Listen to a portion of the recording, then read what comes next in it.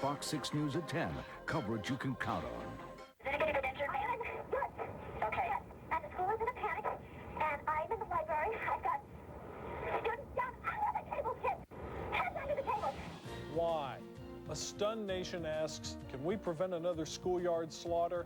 We'll toss that question to Colorado Governor Bill Owens and educators Joe Clark and Alvin Poussant.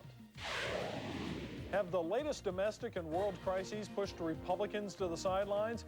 We'll ask Assistant Senate Majority Leader Don Nichols.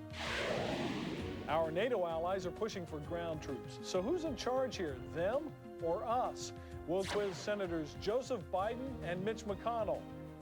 Plus a Jeroboam of Japery from Britt Hume, Mara Eliason, and Juan Williams on the third anniversary edition of Fox News Sunday.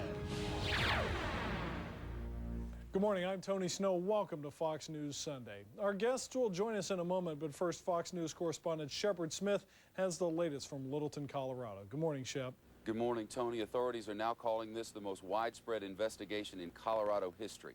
Okay, thanks, Shep. The massacre at Columbine High School raises obvious but tough questions such as why and how can we prevent a recurrence?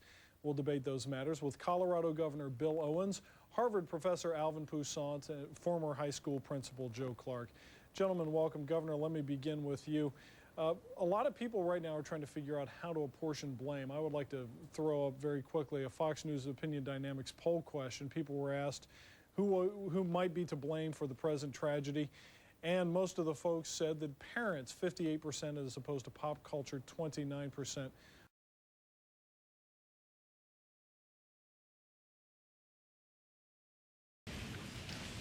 Ray LaHood of Illinois is the Speaker Pro Tem, and he's running the proceedings. At the beginning of the day, he laid out some rules of etiquette, no personal assaults, also no comments on the floor.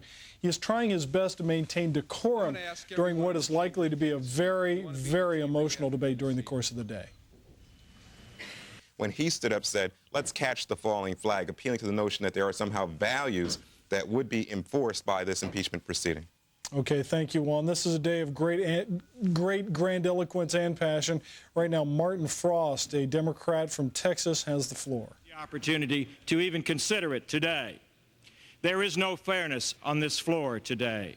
Secondly, the Republican majority, by starting this proceeding today, while we are engaged in military action against Saddam Hussein, sends entirely the wrong message to Saddam and to the rest of the world. Not accept that.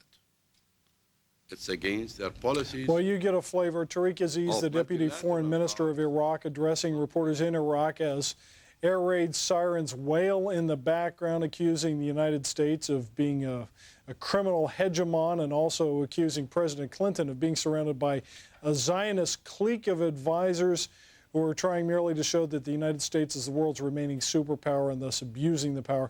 We are now going to take the turn from Tariq Aziz's press conference in Baghdad back to the floor of the U.S. House of Representatives, where the debate about the articles of impeachment against President Clinton continues. And on the House floor right now, Lindsey Graham of South Carolina is wrapping up his remarks. Their fair day in court. The president display itself. And I would yield back the balance of my time. Gentleman's time has expired. Thomas Barrett of Wisconsin repeating an argument that's been made often today that Republicans are on a partisan vendetta. There will be further comments on the House floor, but before we return to the debate, we're going to turn to our Pentagon correspondent, Rick Leventhal, who's going to give us the very latest on what's been happening in Iraq. Rick? Well, Tony, we're expecting a briefing by senior military officers here in just about 15 minutes. We expect they will be providing battle damage assessments from the second wave of strikes, and we also expect to see our first look at actual footage of some of the bombings as they took place. We have a couple of other notes to bring you up to date here. We can tell you that B-1 bombers, 2 of them, were used for the very first time in combat during apparently that second wave of airstrikes. They apparently dropped bombs on Republican Guard units in Iraq. We can also tell you that the U.S. is now dropping leaflets along with bombs. You might call it U.S. propaganda in Arabic directed at Iraqis on the ground there. So, again, we are expecting a briefing here in about 15 minutes, Tony. Okay, Rick. Well, we'll get back to you then. Thanks for that update.